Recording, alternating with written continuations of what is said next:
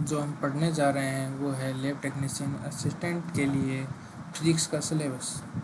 तो सबसे पहले हम जो चैप्टर स्टार्ट करने जा रहे हैं उसका नाम है इलेक्ट्रॉनिक्स, और ये एक बहुत ही सरल और स्कोरिंग चैप्टर है। इस चैप्टर के बारे में आपको बता दूं, इसके अंदर आता है जो हम इलेक्ट्रॉनिक्स बेस्ड जितनी भी चीज़ें पढ़ते हैं, जैसे हमारा फ्रिक्वेंसी रिलेटेड है, जैसे रेक्टिफायर हुआ, और साथ में जो स्टैंडर्ड कुछ चीज़ें हैं जैसे सेंट्रल पोल्यूशन बोर्ड वगैरह के बारे में ये हुआ, साथ ही जो हमारे voltage gain, current gain, power gain वगैरह वगैरह ये सब पढ़ेंगे। तो इसके लिए हमने जो हमें कुछ क्वेश्चन लेके आए हैं उन क्वेश्चनों को हम यहाँ पे देखेंगे और उनके बारे में समझेंगे।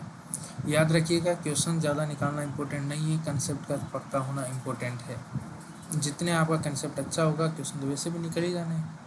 तो चलिए स्टार्ट करते हैं टाइम वेस्ट ना करते हुए। सबसे पहला question, if the input frequency is 50 hertz, what is the output frequency of full wave rectifier.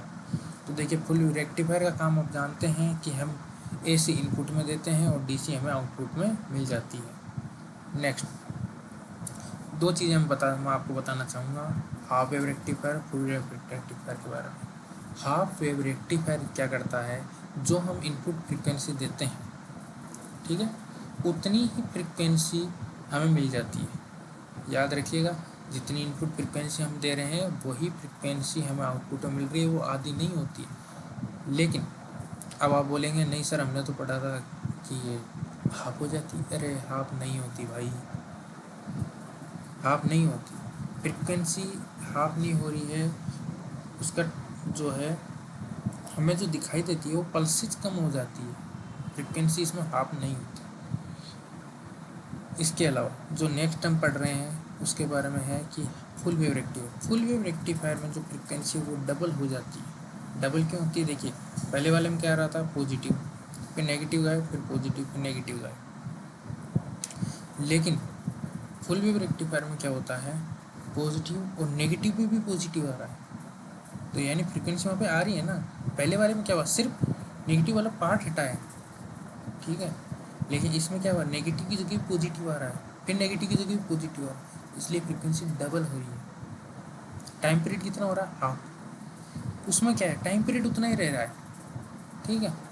ऐसा थोड़ी है नेगेटिव वाले की जगह या पॉजिटिव वाले से उड़ गया कुछ, या नेगेटिव पे आ गया, या नेगेटिव से उड़ गया पॉजिटिव पे, नहीं है ना।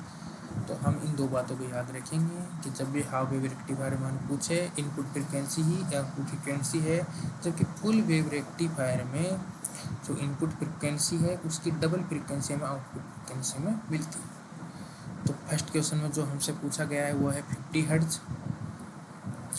जी हाँ, जो फर्स्ट क्वेश्चन है उसके अंदर हमारे पास पूछा गया है 50 हर्ट्ज हमें बताया गया है, और इस हिसाब से हमारा आंसर जो हो जाएगा वो कितना, फुल वेव रेक्टिफायर है तो 100 हर्ट्ज हमारा आंसर होगा। नेक्स्ट जो हम बात करते हैं, अब देखिए हाफ वेव रेक्टिफायर, जैसा मैंने आपको बताया था कि हाफ वेव रेक्टिफायर है और 50 हर्ट्ज मेन है। जब भी आपको मेन, सप्लाई फ्रीक्वेंसी ये सब दिखे तो ये इनपुट फ्रीक्वेंसी है। Fundamental frequency in the ripple would be, ripple का मतलब जो हमें आउटपुट में जो मिलेगा वो हमें भी कांस्टेंट डीसी तो मिलनी नहीं है, वो क्या होती है, पल्सेटिंग डीसी है। पल्सेटिंग डीसी है तो रिपल आएंगे।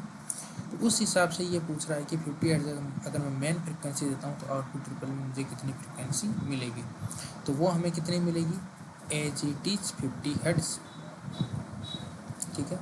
नेक्स्ट क्वेश्चन की ओर बढ़ते हैं।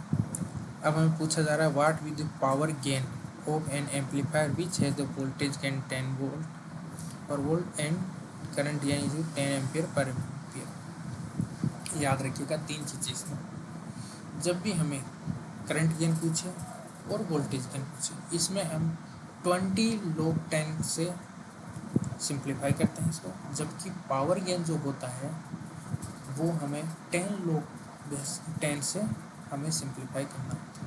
आप कहेंगे ऐसा क्यों, पावर तो बड़ा होता है, बड़े से होना चाहिए, नहीं, डीबी में कंसेप्ट अलग चलता है, आपकी सोच का कंसेप्ट बिल्कुल अलग चल रहा है। तो अपना दिमाग इस तरह से लगाएं। तो हम क्या कह रहे हैं, पहले तो हमें पावर निकालनी, क्या दे रखा है, वोल्टेज दे रखा है और करंट दे रखी है। तो बताइए कितना हो गया वोल्टेज और करंट मिलके, ये हो गया हमारे पास 100। और चूंकि हमें डीबी में निकालना है तो हम क्या लिख देंगे, इट इज 10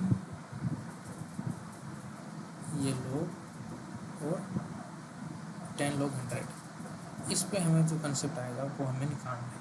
10 log 100 का मतलब क्या हो गया, देखिए इसका log 10 है तो हम जानते हैं log 10 में 10 की वैल्यू कितनी होती है 1, तो 100 की कितनी हो जाएगी 2। सिंपल ट्रिक है, जितने जीरो उतनी वैल्यू, ठीक है। अभी 1 पे ही है बेटा, ये नहीं कि तुम 400 की कर दो।